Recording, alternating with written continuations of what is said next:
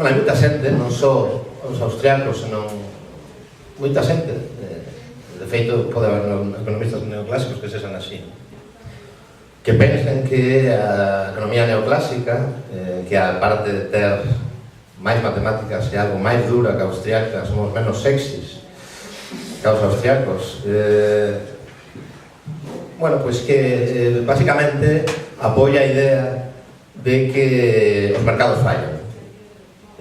Bueno, pois eu non teño esa opinión e vou vos tratar de convencer de que non é así. Por lo menos a moderna teoría neoclásica, dende logo despois dos anos 70, vemos que é moito máis discutible que non parece tan claro que debamos falar en propiedade de fallos de mercado. Eso non quere decir que o Estado non deba ter un papel, que podemos discutir, se queredes, ao longo da exposición. Para todo o mundo, non teño inconvinte en que me interrumpades cando queirades con alguna pregunta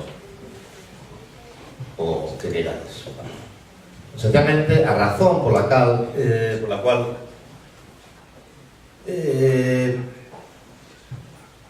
non parece tan obvio que debemos falar de fallos de mercado é a seguinte.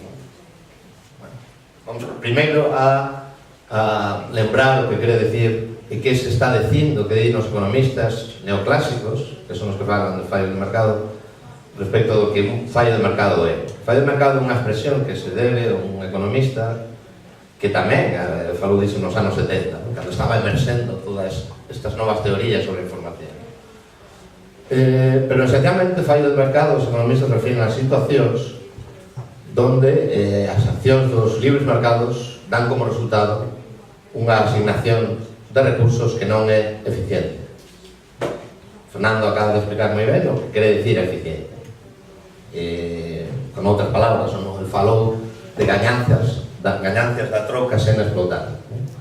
Efectivamente, eficiencia quere decir que existe unha reasignación de recursos, pode ser mediante unha troca a que sexa, que fai mellorar a todos as entes involucrados nun problema dado. Pero que non existe, eso é eficiente. Temos o criterio de Pareto para comparar situacións sociais, que non é nada fácil en problemas económicos. Que unha asignación sexa eficiente quere decir que non hai posibilidade de facer mellorar algún dos individuos involucrados no problema sen empeorar a ninguén. Por iso, cando o mercado non consigue asignacións eficientes, parece razoável falar de fallo, porque, claro, se partindo da situación onde nos levan os mercados resulta que puidéramos mellorar a todos sen que ninguén empeorara, pois parece de burros non facelo.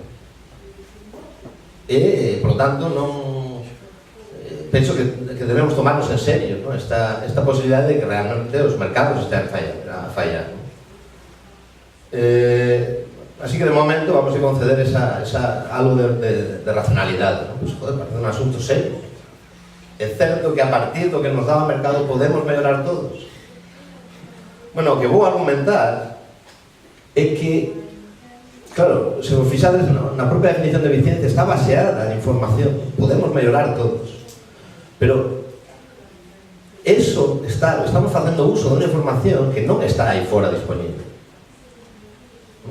Iso é algo que xa dixera, anticipara en certo sentido, Friedrich Hayek.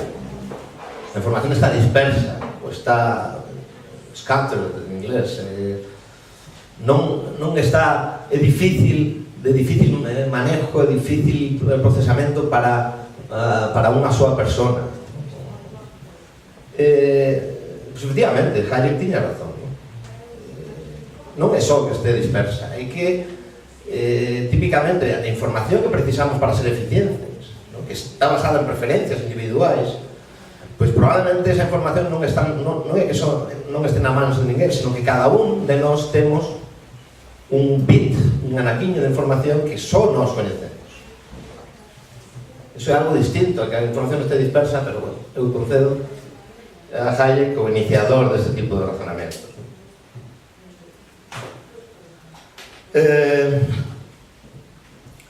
Entón, para analizar se realmente os mercados fallan na consecución da eficiencia, vamos a darlle un breve repaso. Conto con que a maioría de vos, por ser moitos os meus estudantes vellos ou novos, xa escoitou algunha vez falar disto, non? Na economía neoclásica hai esencialmente dous tipos de argumentos para soster que os mercados funcionan eficientemente. O primeiro, quizáis a versión máis coñecida, o chamado teorema de Coase, que é un pouco de sentido común, é casi tautolóxico. Eu, de feito, sempre prefiro escribir o axioma de Edgeworth, porque iso é algo que xa coñecíamos moito antes que Coase. Vamos a ver, se eficiencia significa que todos podemos mellorar a partir de unha asignación dada, tío, pois ti, dame dereito de propiedade, deixame negociar. Eu uso o mellor suído do meu propio benestar. E se do que se trata é que todos podamos mellorar, pois xa me encargarei eu de facer unha troca mutuamente beneficiosa, como decía Fernando, ca xente. E ata que eses... cando rematará ese proceso? Pois cando esgotemos as gañancias da troca. Ese é o argumento coaseano.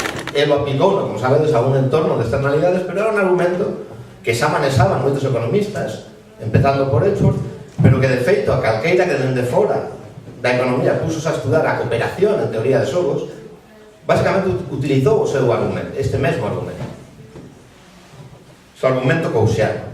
Hoxe en día ainda, en algún mal libro de economía, se poden ser, sin embargo, ler cousas como, bueno, o teorema de Coase exixe que os asentes teñan moita información, certo? Pero claro, o exixe para todos, para o Estado tamén. Entón, se é tan difícil, se o teorema de Coase non funciona porque non hai información, hai que preguntarse se o Estado pode captar esa información. E se non pode, pois xa non está tan claro que unha negociación libre e voluntaria entre dúas persoas nos vai a levar a un fallo de mercado. O segundo argumento, quizás vou pasar máis por arriba na súa explicación no detalle de como funciona, porque xa o fixo Fernando, é o que chamamos o primeiro teorema do benestar. Trata de buscar condiciones, os economistas neoclásicos, os nosos modelos formais, pois, bueno, pois tratamos de algúns xa marchan antes de escoitar, porque hai cousas que non entendemos, son condicións, algunhas técnicas, convexidade, cousas parecidas, continuidade, en fin. E outras son bastante conceptuais, ainda que difíciles. Esas condicións son as seguintes, ¿no? Para que os mercados funcionen ben, por lo que nos conta o primeiro teorema de estar, teñen que pasar varias cousas, ¿no? A primeira é que ten que haber un mercado para cada mercadoría. E ademais unha mercadoría non se distingue só polos seus atributos físicos, distínguese tamén por o momento en que se entrega no tempo, e eventualmente esta entrega ademais pode ser contingente a que pase algo aí fora no mundo. Realmente é complexo, ¿no? que podamos ter iso. Outra cosa que se require, xa veremos, a mellor xa podemos ir viendo, porque lógicamente se non hai un mercado para unha mercadoría, pois dificilmente vamos poder conseguir unha asignación eficiente. Si queremos algo e resulta que non hai un mercado por algunha razón, saberemos cuál, pois parece difícil, efectivamente, que cheguemos a eficiencia. A segunda hipótese conceptual é que os bens teñen que ser de uso rival, as mercadorías. Eso tamén ten sentido, porque senón pasa o que chamamos o problema do free ride. Claro, se eu vou ao mercado e demando un ben de uso rival, pois o mellor outro pode esperar o que faga eu, porque el vai non poder consumir exactamente as mesmas condicións que a min, aínda que sexa eu quen o compre no mercado. Entón, eu non estou tendo en conta que ese outro tamén estaría disposto a pagar por esa troca, e entón por eso precisamos, para que funcione o teorema do benestar, que os bens sexan de uso rival. A terceira, xa o deixou claro Fernando, porque ten que haber un alto número de participantes. Para entender iso, podemos repetirnos a Fernando, podemos considerar tamén un mercado onde eso xa un pouco regulado, ¿no? Con unha especie de dealer que recolle información, entón te planteas a decir cales son as túas demandas ou ofertas, e o dealer, o papel do dealer é, bueno, buscar uns precios que as demandas, ofertas e os precios valeiren nos mercados. A demanda se xa iguala a procura. Perdón, a procura será igual a oferta.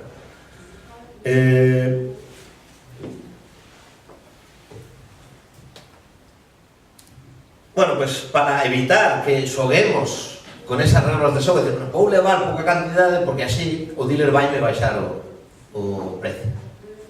Non, ninguén o quere, eu quero pouco, entón vai me baixar o precio, entón xa non mandaré máis. Cousas desas.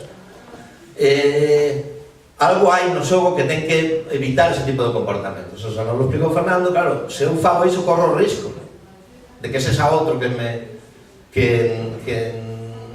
demande a mercancía que eu quero. E o mesmo para os vendedores, non? Por iso necesitamos moitos participantes, non? E por último, é unha cousa que descubrimos os economistas máis ben pouco, nos anos 70, bueno, todo aquilo que se intercambia, a xente ten que ter a mesma información sobre as mercadorías que se intercambian. Eso ten que ver co famoso problema dos limóns, de George Akerlof, os mercados de coches de segunda mão. Literalmente, claro, se ti non podes distinguir a un tipo que che quere vender un coche, non sabes se o coche ten unha calidade alta ou baixa, o mero feito de que o tipo está intentando vender o coche, ou se é un mercado donde hai un dealer, dices, si este tipo quere vender a ese precio é que o coche é malo, porque se o coche fora bo non o quería vender a ese precio. Non pode achar, a historia de Akerlof é que este tipo de cosas pode facer desaparecer os mercados, vale? Por un problema de asimetría informacional.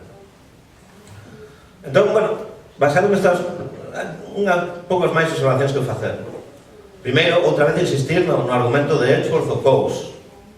Se non houbera problemas informacionais, os mercados funcionarían fantásticamente. Joder, pues se do que se trata é de que todos melloremos, pues vamos a deixar liberdade para que busquemos os nosos socios. Se tiveramos a información de con quen podemos trocar cousas, non faría falta facer nada máis, salvo dar dereitos de propiedade. Podríase facer de moitas maneiras, e hai moitos dereitos de propiedades compatibles ca eficiencia, porque hai moitas asignacións eficientes. Outra cosa é que os mercados, como ben dixo tamén Fernando, respetan os dereitos individuais.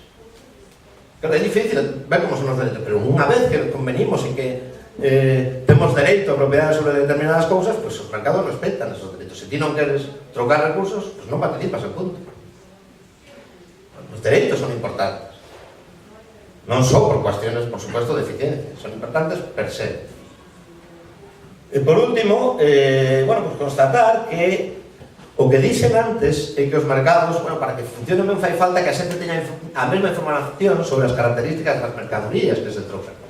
Pero iso non quer decir que teñan información perfecta, como se escoita a veces.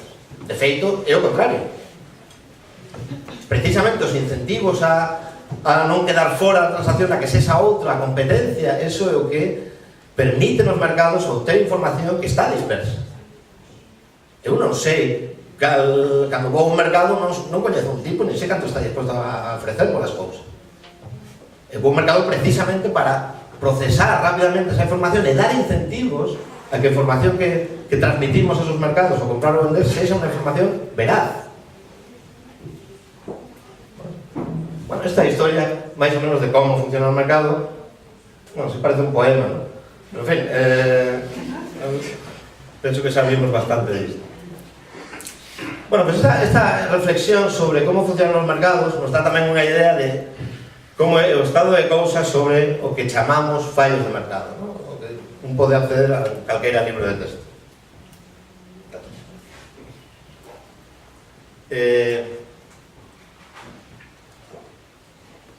Vou parar un momento. Eso pasa por chegar tarde.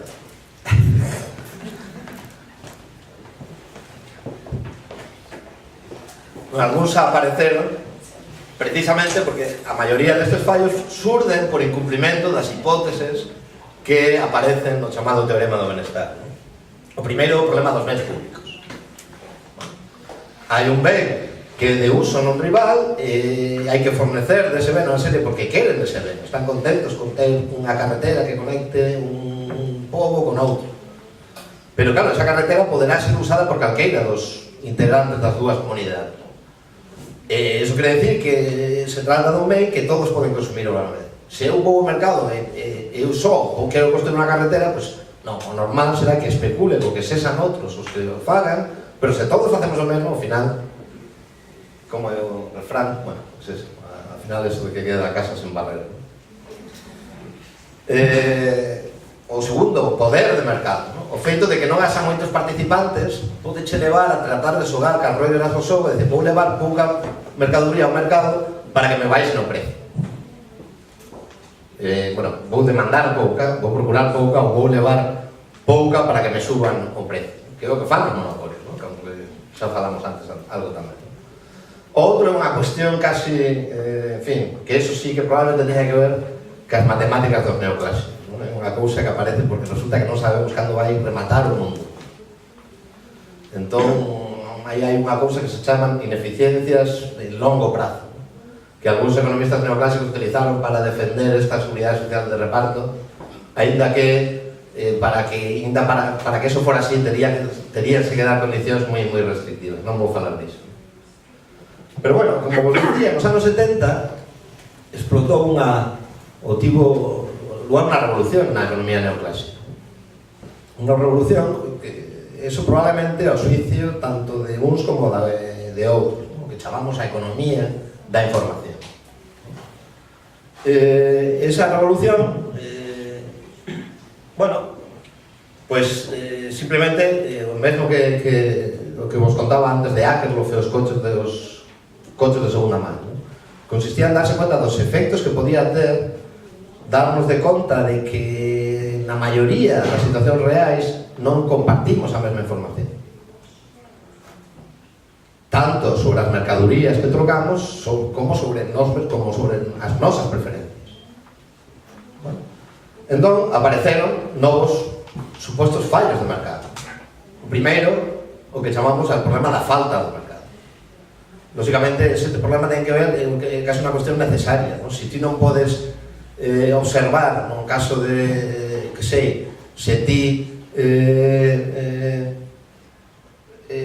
puseches enfermo por un asunto natural ou porque marchaches de esmorga o día anterior, pois dis, bueno, pues, se a xente non comparte información é difícil que se cheguen a certos acordos.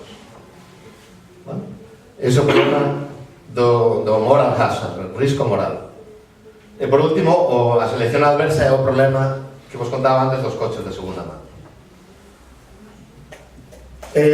Ao principio, nestes primeiros anos do que chamamos a revolución da información, a visión de moitos economistas sobre os fallos de mercado mudou por dúas razóns, non? Primeiro, non só porque apareceron novas cousas, novos fallos de mercado que non descoñecíamos, literalmente, senón que tamén porque apareceu ese argumento que vos contaba antes do teorema de Coase.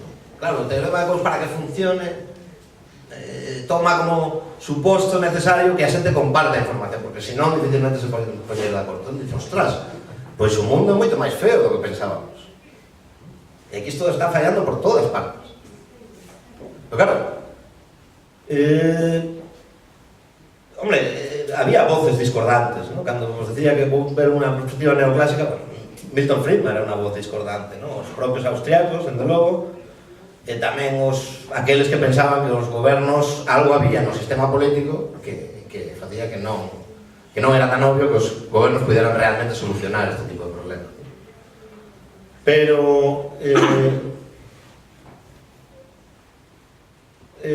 bueno, o que pasou despois con o desenvolvemento da teoría da información é que cambiou a maneira de ver as cousas, ¿no? Porque ao parecer os problemas da asimetría de información nos demos conta tamén que a propia noción de eficiencia podería non ter tanto sentido, ¿vale? Porque está facendo un uso de unha información que non está aí fora. Entón, para conseguir unha financiación eficiente, o primeiro que temos que facer é conseguir esa información. Pero o que aprendimos nestes primeiros anos tamén 70, cando as cousas parecían tildar feas para os partidarios do mercado, é que pues resulta que nos dimos conta de que non, na man de os iniciadores dunha disciplina que despois tomaría un nome un tanto discutible de diseño de mecanismos. E o que non se darán conta é que que para conseguir ao mellor certa información resulta que só podemos facelo se renunciamos a facer certos usos dele. Se collemos e decimos, os monopolios son malos, vale? Porque che poñen un precio por enriba do custo real das cousas, vale? Entón, se queremos evitar eso, que necesitamos para ser eficientes? Baixar o precio o seu custo real. Pero entón, de onde sacamos a información? Decimos ya monopolista, que non vai dicir o monopolista? Buf, altísimo o meu custo. Non ten sentido, algo falla nese argumento tradicional.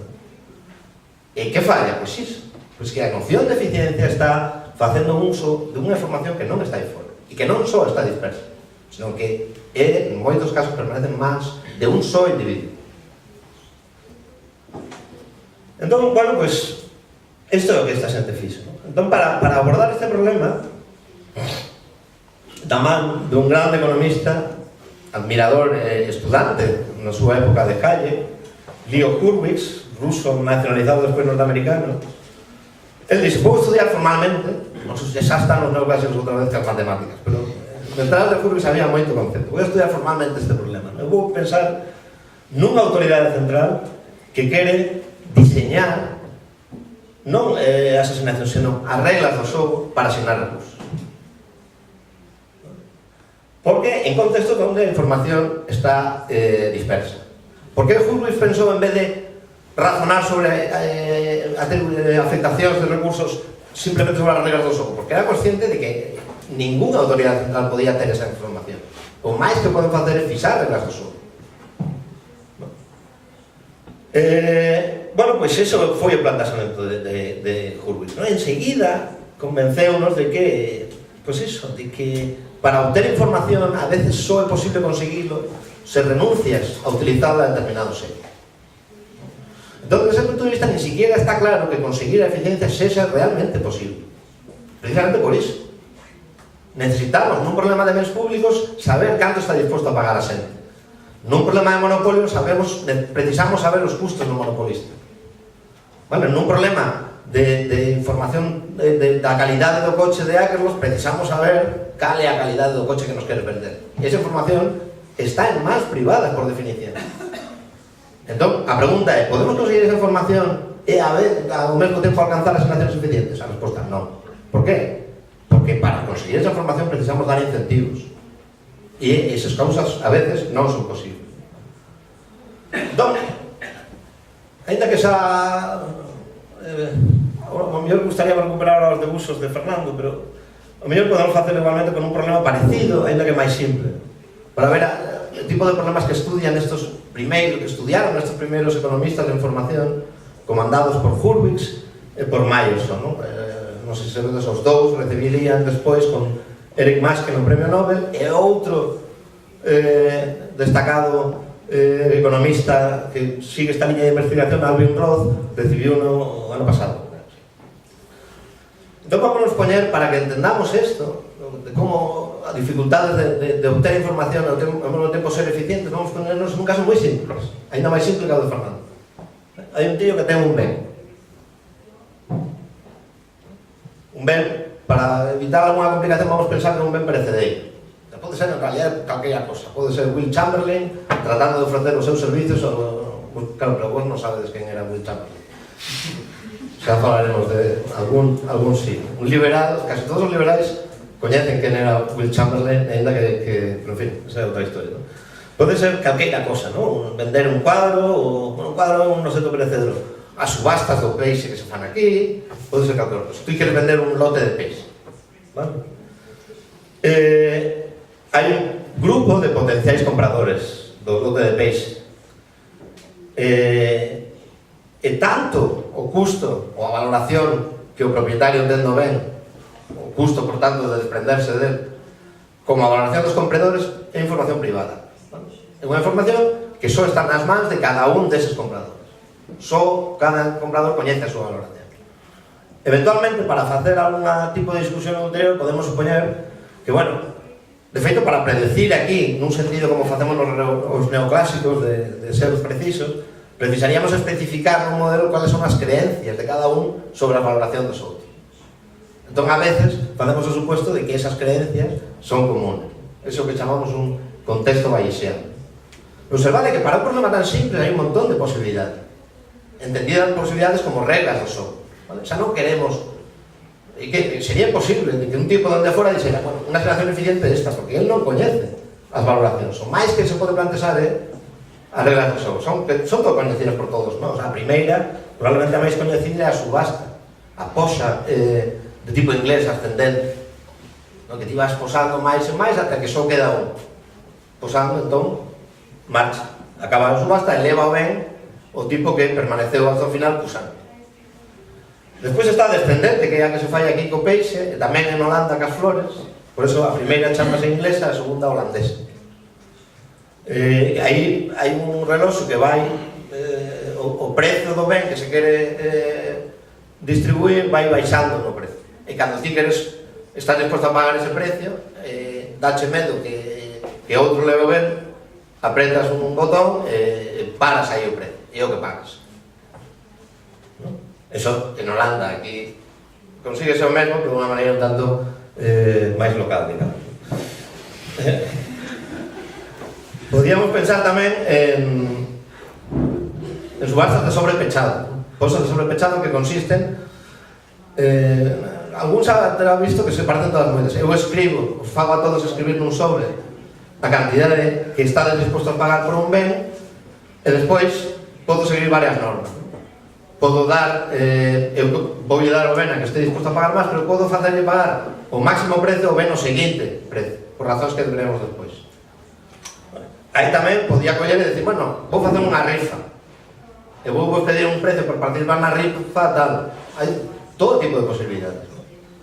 Entón, claro, fixadvos que con todas estas posibilidades, a idea de Hurwitz de decir, joder, pois eu quero tratar todas estas cousas, quero estudar formalmente incluso todas estas cosas. Como fiz? Pois, antes disso, perdonade, vamos ver como, para o noso problema que é atribuir eficientemente os recursos, ninguna todas estas solucións vai funcionar. Non? Porque, primeiro, pensemos en facer unha subasta inglesa, pero deixemos o vendedor que poña el o precio de reserva. Que vai facer o vendedor? Vai tratar de poñer un precio de reserva nunha subasta inglesa que... ¿Cuál é o problema do vendedor? Bueno, pois que si pon un precio de reserva demasiado baixo, claro, por as propias normas da subasta inglesa, tú non vas gañar o máximo que está disposto a pagar o que gaña a subasta, porque el solo vai usar o necesario para expulsar ao resto. Entón, podo decir fácil, subo o meu precio de reserva e así garantizo os meus ingresos. Observade que ao facer iso, que podía ser chamar, é o que diría o neoclásico, está exercendo o seu poder de monopolio, está subindo o precio, non está poñendo un precio de reserva igual á súa valoración. ¿Vale? Hai unha posible pérdida de eficiencia que ocurriría se houbera un comprador con unha valoración maior que o precio de reserva que eu poño. ¿Vale? Non funciona, non hai eficiencia. Pasaría o mesmo con unha holandesa. Por qué? Porque nunha holandesa xente minte. Ti non paras o reloxo, cando o reloxo alcanza a túa valoración, podes esperar un poquinho máis a ver se pago menos. Vale? E resulta que, bueno, pues exploremos outras posibilidades, fagamos estas cousas de escribir nun sobrepechado. O que primeiro que se deu conta a Hurwitz é que iso tampouco funcionaba, porque sencillamente, por exemplo, unha subasta de sobrepechado donde eu me comprometo a darlle o ben ao tipo que me ponga o precio máis alto e lle faga pagar ese precio, é equivalente exactamente a unha subasta holandesa. O que nos enseñan son o que os teóricos dos xogos chaman uns xogos equivalentes. Nos dan exactamente o mesmo resultado. Nos dous casos, a xente minte. Esa mentira pode dar como resultado unha pérdida de eficiencia. Na subasta digo, bueno, pues para que non mintan vou facer unha subasta de segundo precio. Voulle dar o ben ao que máis valora, o que escribe un número máis alto, pero voulle facer pagar o seguinte precio máis alto. Bueno, pues eso é exactamente equivalente á subasta inglesa. Co cal tampouco gañamos nada. Entón, chegando a este punto, entón, como conseguimos a eficiencia? Que é do que se trata? É posible? Resulta que non é posible. E como, dice, joder, pero como podemos demostrar se non é posible con tantas posibilidades e tan complicadas de analizar? Entón, a aportación xenial de Hurwitz, ainda que non se lle pode atribuir probablemente completamente a él, É que dicir, eu podo analizar reglas por o seguinte, porque toda regla que eu poda imaginar e que poda predecir utilizando a teoría de xogos vai ser equivalente a unha regla máis simple que o que chamamos un mecanismo de regulación. De un dealer pregunta a xente sobre a súa información privada e recolle toda a información para tomar unha decisión colectiva con un procedimento delimitado a priori. Eso non é que sexa moi relevante desde o punto de vista do que queremos ou do que non queremos, pero eso permite todas as posibilidades que teñamos reducilas a un objeto que é matemáticamente tratable. Porque un mecanismo de revelación como estes, ¿no? Una subasta de sobrepechado, pode ver como unha función. Para ser máis preciso, o que dixe Hurwitz, témolo aí, ¿no? Isto é un pouco demasiada letra, ¿no? Esencialmente quería decir eso. Si podemos predecir unas reglas do xogo, esas reglas do xogo van a funcionar exactamente igual se, en vez de ser esas reglas do xogo, temos outras que consisten en que ti lle transmites información a un mediador, este toma unha decisión con unha regla prefixada. Eso sí, esa decisión, para que realmente se conforme, ten que dar incentivos a xente a decir as súas verdadeiras características. Vale? Hai varias versións deste teorema, hai outra parecida nun contexto onde, ademais, hai creencias da xente sobre os demais, pero ao logro deste, dice, bueno, pues ahora todo o análisis, ¿no? Nos ainda somos un estado paretiano que queremos salvar a vida ao mundo e que queremos conseguir a eficiencia. Bueno, pois podemos restringir a nosa búsqueda, incluso nese problema simple, a mecanismos de revelación, ou sexa, a subastas, posas de sobrepechado. ¿Vale? Pero ainda así, nos queda por resolver se é posible conseguir a eficiencia. A resposta é que non. A resposta que non é por lo seguinte. Dado que temos un obxecto matemáticamente tratable, hubo un premio Nobel de Economía que moitos anos antes tiña analizado o problema das subastas, ¿no? Tiña un teorema que dicía que para dar incentivos a decir, fortes incentivos a decir a verdade nunha posa, pois esta posa debería proceder como sigue. Primeiro, todos os participantes debían pagar unha cuota de participación. Despois, bueno, Bickley tiña a propósito de ser eficiente. Entón, deberíase dar o ben o tipo que estaba disposto a pagar máis. Iso sí, para dar incentivos a decir a verdade, o precio que cobraba o comprador, que paga o comprador, e o precio que obtén o vendedor non poden ser o mesmo. O comprador ten que pagar ou ben o precio de reserva ao vendedor ou ben a segunda valoración máis alta. O vendedor ten que recibir a valoración máis alta. Só así os compradores e vendedores querrán decir a verdade e non querrán manipular o xogo. Isto onde nos leva? Bueno, pues nos leva a que conseguir unha atribución, unha aceptación eficiente dos recursos nun problema tan simple é imposible. É imposible por iso. Porque se queremos que a participación, se queremos respectar os dereitos individuais, os dereitos de propiedade neste caso, que vai saber de onde veñen, non podemos poñer cuotas de participación. Se non podemos poñer cuotas de participación, resulta que o que paga o comprador é menos do que recibe o vendedor, a ver de onde sacamos, como equilibramos o orzamento. É imposible. O que non pode ser, e ademais é imposible. A ver como toman os nosos convidados esa redundancia.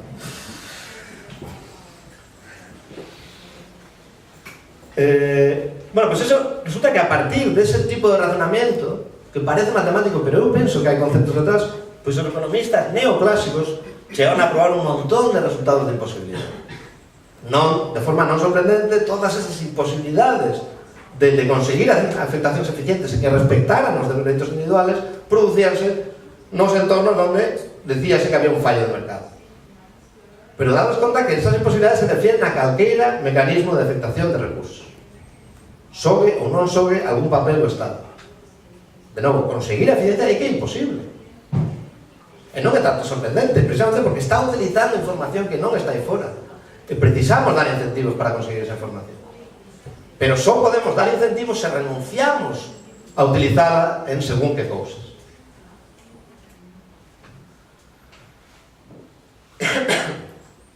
Bueno, pues, curiosamente, neses resultados de posibilidade tamén se deron conta de que no mundo probablemente moi realista dos bens de uso rival con un conjunto de mercados interrelacionados, se todos os ben foran así, pues, efectivamente, conseguir a eficiencia sería posible. Pero resulta que esa posibilidad, como acaba de explicarnos Fernando, solo sería posible con unas reglas do xogo que ao final acabarían parecendo sendo equivalente a como funciona un mercado. Porque se vale que os gráficos de Fernando nos falaban tamén de valoración marginal, ¿no? A situación que nos describe Fernando é como unha poxa, pero con varios vendedores, donde se miran exactamente precisamente o feito de que con moita xente é moi probable que haxa un vendedor que a mesma valoración que a ti, te dis, bueno, se eu non son un trader marginal, eu non teño incentivos a mentir, e se o son, tampouco, porque se minto, podo quedarme fora do mercado. Ese é o argumento de Fernando. Resulta que, efectivamente, para atribuir recursos nun contexto xeral de información, a única posibilidade, a única, se quero respetar os dereitos individuales, é con o mercado. Claro, pero nos queda por resolver entón que facemos co outro. Obviamente deberíamos a estas alturas decir, bueno, pues fallo de mercado non será, porque resulta que non pode nin o mercado nin o Estado. O menos, se lle damos crédito, visteis unha vez que debían facer teorías que non consistían en poñer unha pistola detrás da cabeza a xente. Quere decir que os dereitos individuales son importantes, son máis importantes que a eficiencia. Quero dicir, se a mí, que son un tipo egoísta rastrero, me dades todos os recursos do mundo, eso é unha xeración eficiente. Vamos. Así que, pues eso. Resulta que al lado donde supuestamente falla o mercado é que non se pode facer nada para conseguir a eficiencia. Entón, que facemos? Nos suicidamos, pues directamente pues, quitamos a eficiencia, digo eu. Ou non? Nos esquecemos da eficiencia. Quizás sei que me vas a decir que sí. Non, pero se foi existe a productividade, a procura de productividade, maior productividade leva a un entorno de eficiencia, se pode decir. Bueno, seguimos. Era unha pregunta retórica.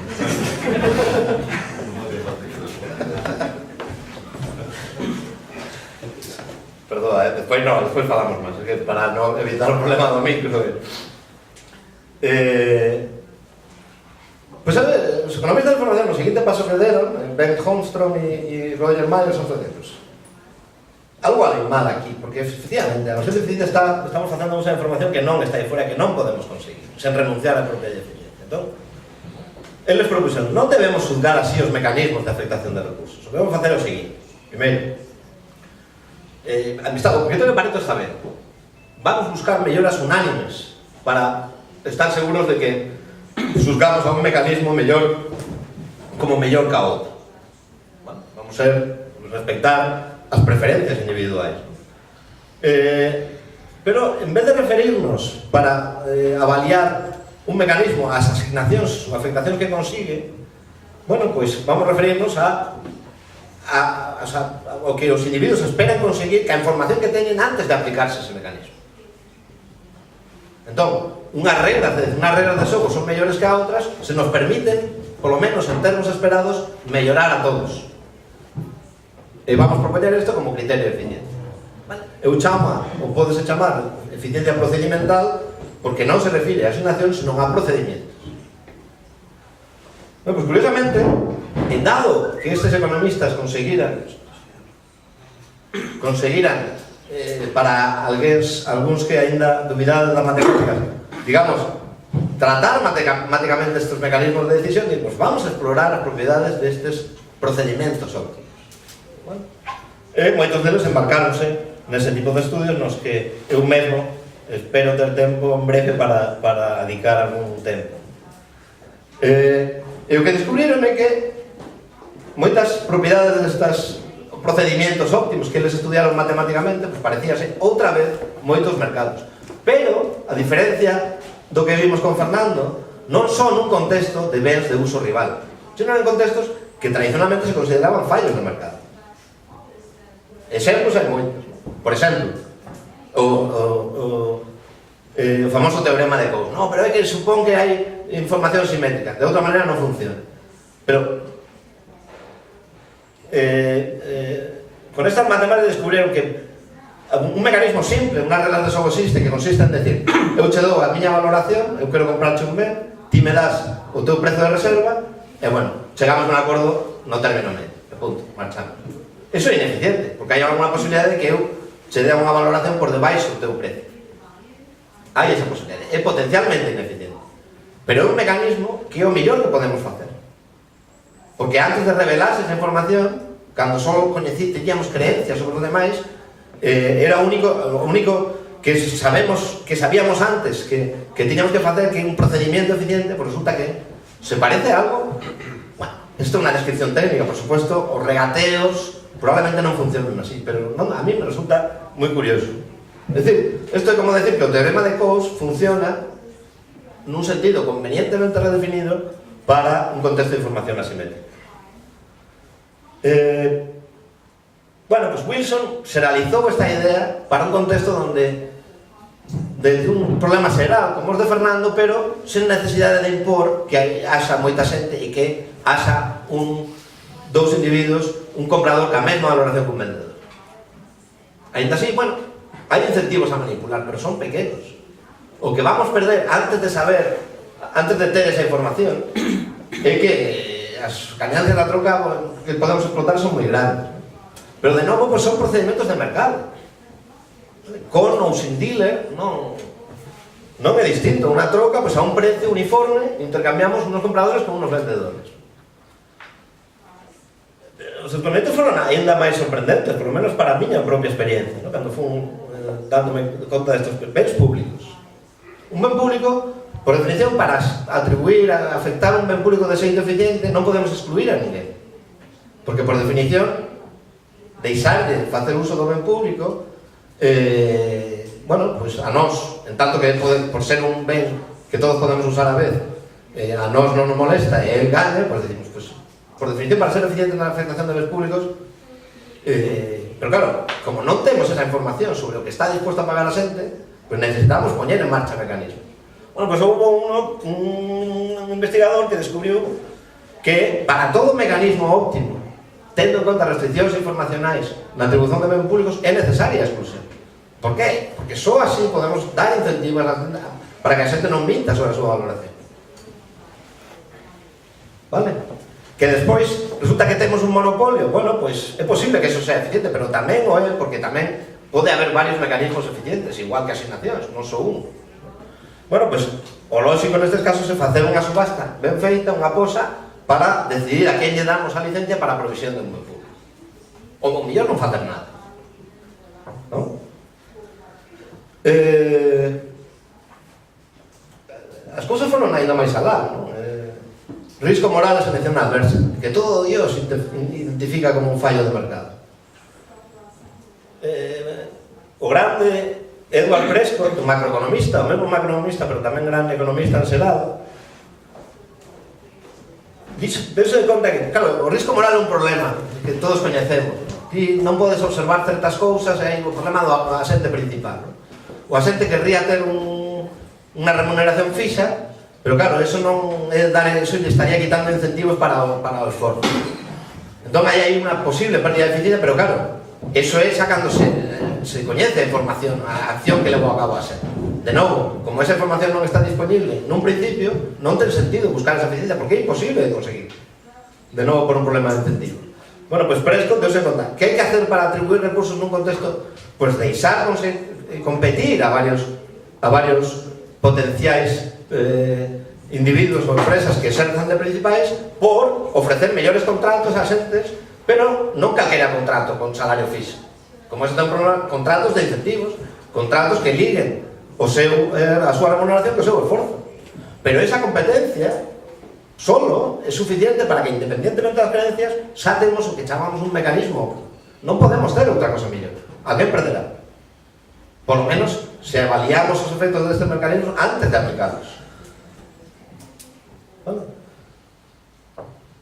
Hai un resultado interesante de Andreu Mascolell, o actual conseller de Economía da Generalitat de Cataluña, que fixo o mesmo para demostrar que nun contexto como de Akerlof dos coches de segunda man, pero un tanto diferente, ¿no? O problema da sinalización, os mercados de seguros, ¿no? Imaginad un mercado de seguros médicos onde os médicos poden pedir, en vez de pedir un único precio para ofrecerte unha cobertura dada de seguro, pues poden decir, bueno, pues eu te ofrezo varias posibilidades, ¿no? Se queres este precio, entón tens que someterte a este test. Se queres este outro, tens que someterte a este outro test, vale?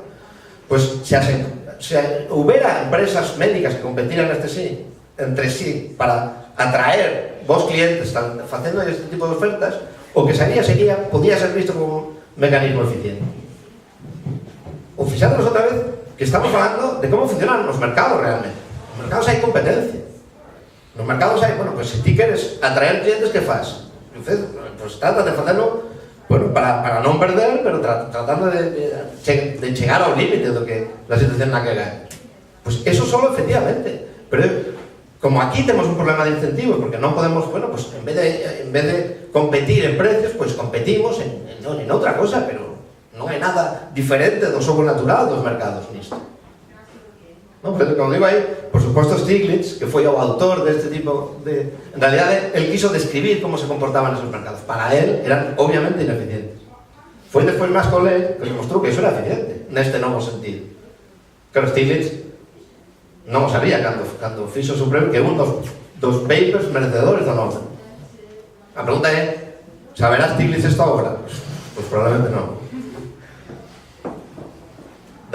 Por lo que di en algún sitio, pues probablemente no.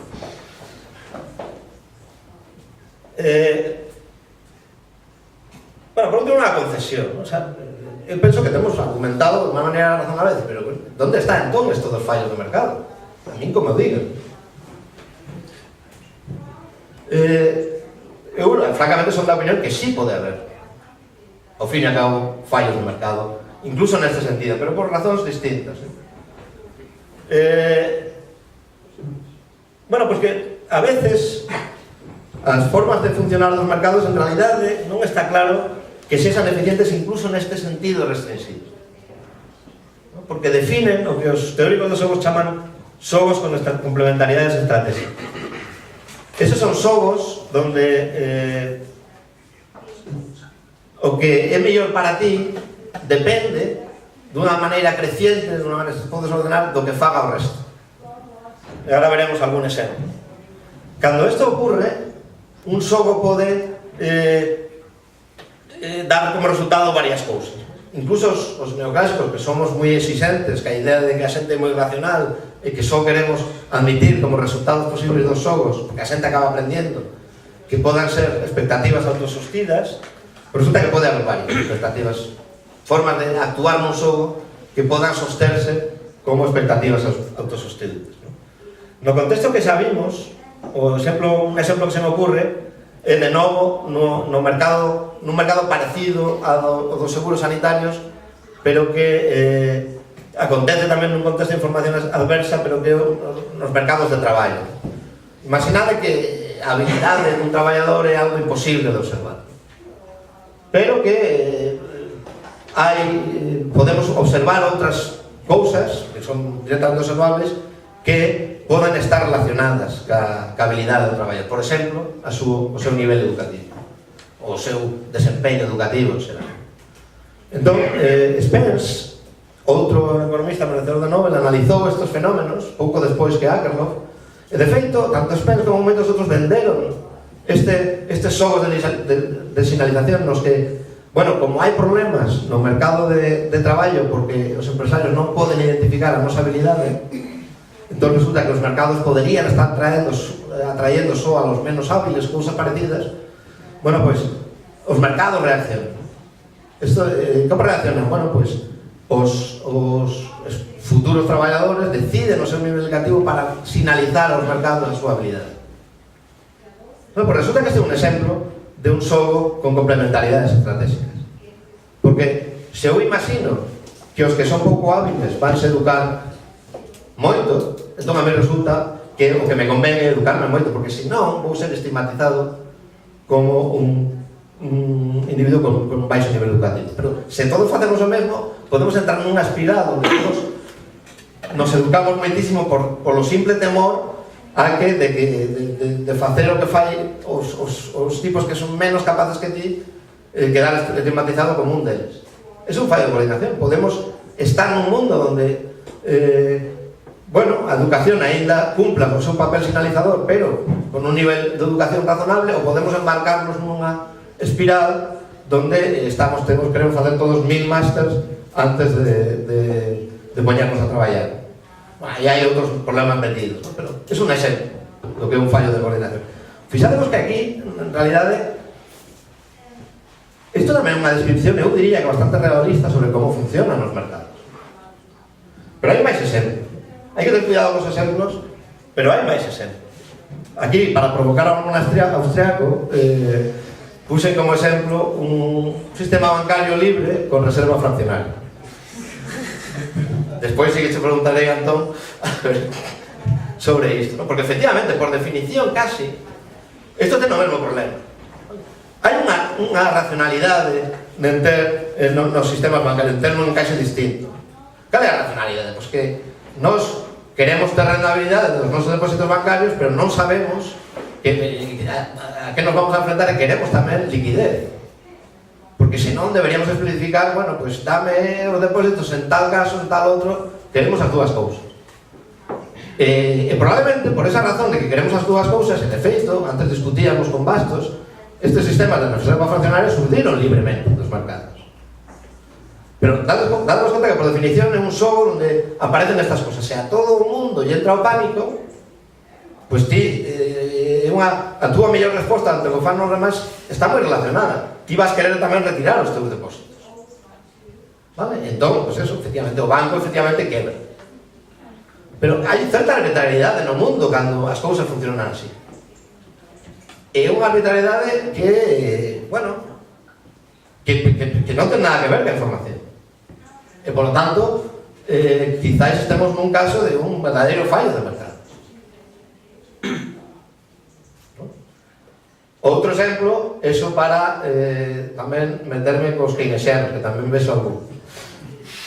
Bueno, na macroeconomía keynesiana, hai mil exemplos. Hai que escollelos con cuidado porque, por exemplo, fixadevos que non pusen nada de salarios fixos. Porque salarios fixos é dubidoso que un libre mercado onde todo Dios está intentando estas historias que nos contaban os keynesianos antes de Lucas ou de Friedman, ¿no? Que eles insistían en fixar un salario nun nivel nominal. Non, eso non ten moito sentido porque os mercados non funcionan así, bueno, por lo menos non queremos pensar que a xente non é parva, ¿no? Pero bueno, ainda así podemos ter un mundo keynesiano nun mercado libre, o mellor. Eu quero contaros a que pensedes si pensades así ou non, ¿no? Pero pensade nun mundo onde hai certo competencia monopolística nos mercados de bens, que nun mundo onde ademais as decisións de acumulación de capital teñense que tomar antes por algún tipo de rigidez na natureza dos bens, e bueno, pues teño que formar expectativas de canto vou vender para decidir se investir ou non. Vale? E con esas expectativas, hoxe en día, investimento no mercado de traballo, perdón, as decisións no mercado de traballo son casi tamén decisións de investimento. Bueno, entón, se esperamos que todo vai ben, eu atrévome a investir nos mercados de traballo, bueno, pois a xente atopa emprego, porque a demanda está alta, porque hai unha alta inversión e todo iso, a xente ten pasta, realmente confirma as miñas boas expectativas de vender o que quero vender. É dicir, o mundo keynesiano é probablemente factible nun mundo de libre mercado. Por supuesto, non estou dicindo que todas as propiedades, nin estou a decir que isto se resolve así ou se resolve da outra maneira. Pero penso que un caso que podría ser legítimo de un mecanismo que non é óptimo, un caso de por que os mercados non sempre podemos ver como mecanismos óptimos en contextos de información asimétrica. Sin embargo, tampouco quero decir esto, ¿no? Hai que tamén darse conta que este tipo, o free banking, o mundo keynesiano, ten que ver con outros custos que non son informacionais. O mundo de spends, ¿no? Para que os mercados onde se sinalizan bens funcionara ben, Bueno, xa non o dixo Stiglitz como había que facer, ainda que non o sabía. Había que xuntar nunha mesma mesa de negociación a empresarios ofrecendo distintos contratos pares de educación e salario, e nós, antes de equivocarnos, eles competirían para justamente facer o mínimo necesario para dar incentivos a que aqueles hábiles se eduquen máis e aqueles menos hábiles se eduquen menos. Entón solucionaría ese problema, pero eso sí sería por eso, poñer nunha mesma mesa a os novos rapaces que se están educando cos empresarios que lles van dar traballo no futuro.